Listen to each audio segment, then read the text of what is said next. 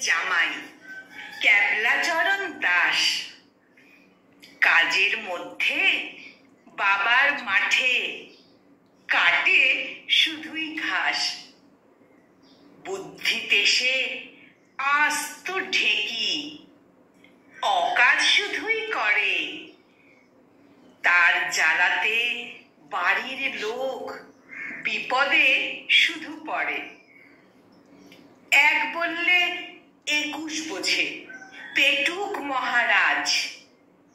ভুল করলে হাসে কেবল, নেই শরম আর লাজ। এবারে তার জামাই ষষ্ঠী প্রথম বছর হবে। সেজে গুজে ক্যাবলাচরণ শ্বশুর বাড়ি যাবে।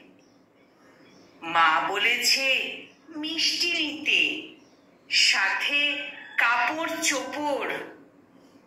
ক্যাবলা কেনে নকুল দানা, বাতাসা তার ওপর। শাশুড়ি মায়ের সেমিজ আর শ্বশুর বাবার গামছা। এসব নিয়ে ক্যাবলাচরণ চলল খেতে ল্যাংচা।